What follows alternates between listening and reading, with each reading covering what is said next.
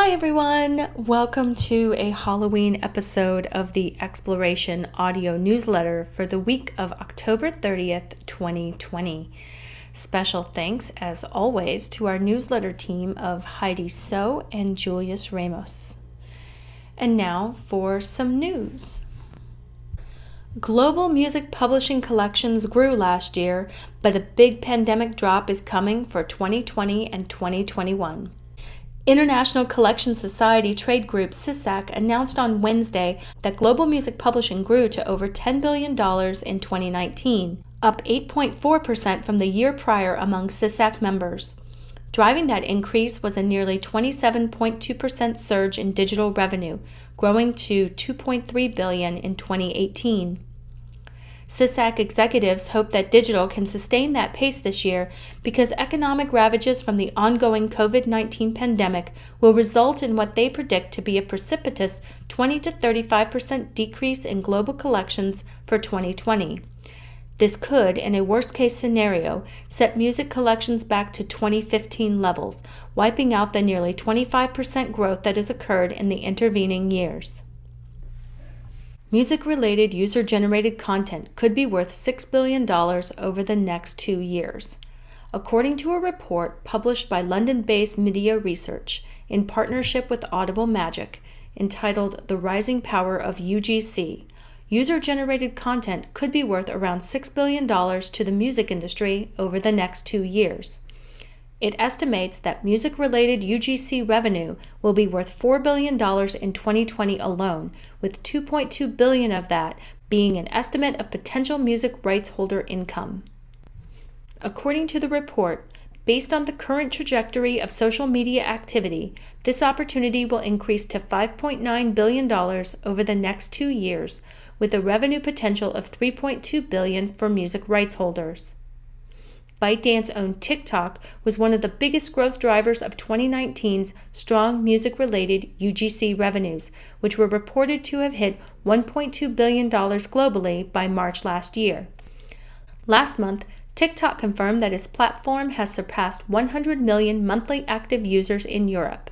It has also passed 100 million in the US, while the Chinese version of the app has hit 600 million monthly active users.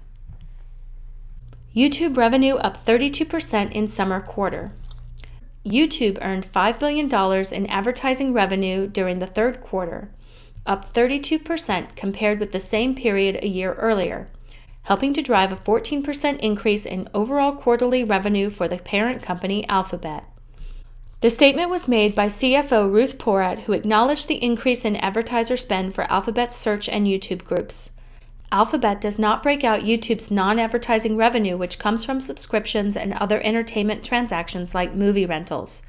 Those revenues are reported as part of the Google Other Revenues line item, which contributes $5.5 billion during the period. The parent company began disclosing YouTube revenue in February of this year when it announced that the world's largest ad-supported video platform had brought in $15 billion in advertising in 2019. Spotify reaches 144 million subscribers but misses on revenue. Spotify continued to grow subscribers and content in the third quarter of 2020, but came up short on sales and earnings, driving its stock down in early trading on Thursday. CEO and co-founder Daniel Ek also hinted at a price increase during the call, but cited the ongoing global COVID-19 pandemic as a reason why that might not happen in the immediate future.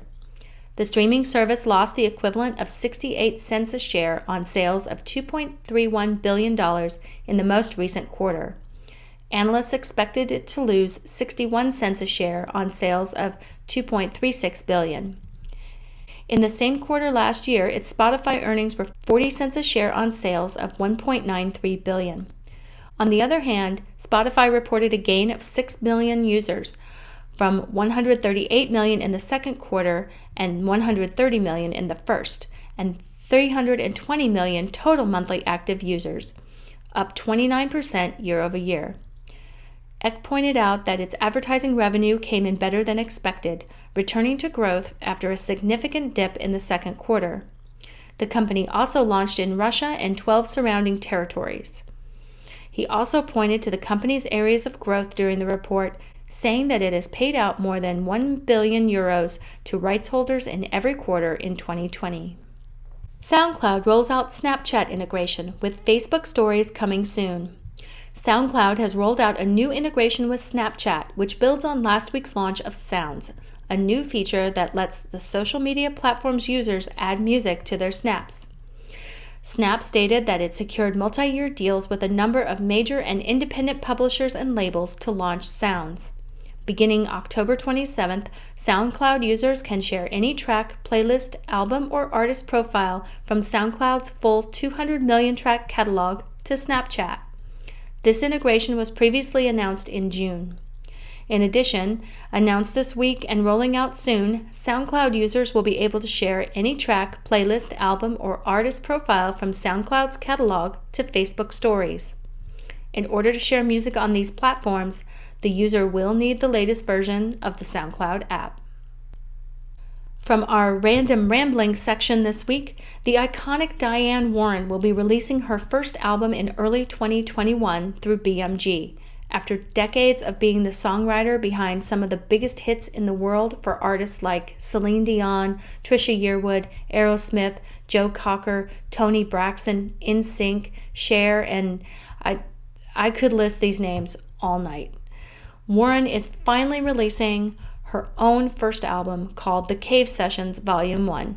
And I gotta tell you, I'm really excited about it. The first single, Times Like These, which is a duet with Darius Rucker, comes out on November 10th. Check out more about this release in the Billboard article link in the print version of our newsletter or in the description below. And finally, I have what for me is a heartbreaking morsel for you this week. This week, we saw the passing of legendary singer-songwriter Billy Joe Shaver. If you've ever wondered if one person's life could ever actually be a country song, Billy Joe's comes as close as it gets.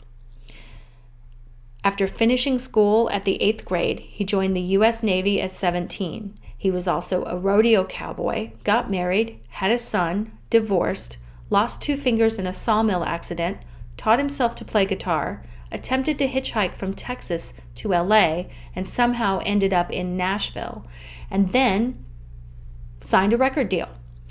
I'm not kidding, people. If there was ever a man whose life should lead him to be a country songwriter, it's Billy Joe Shaver.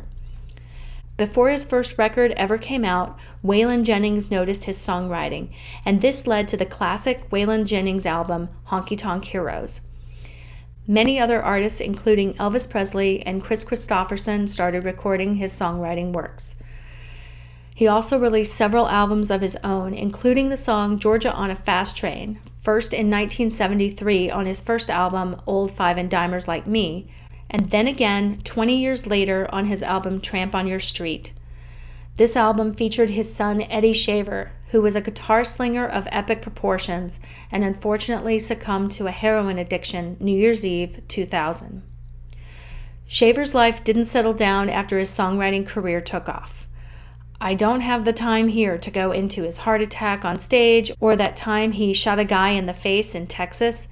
You'll just have to read about it. Check out the Geoff Eggers article in the Washington Post. The link is in the description below. And if you choose to check out some of Billy Joe Shaver's music, I highly recommend If I Give My Soul or The Hottest Thing in Town from the album Tramp on Your Street. Actually, just listen to that whole album. It is worth it. That's all from me this week. Thank you for listening, and especially this coming week, please remember to be kind to each other.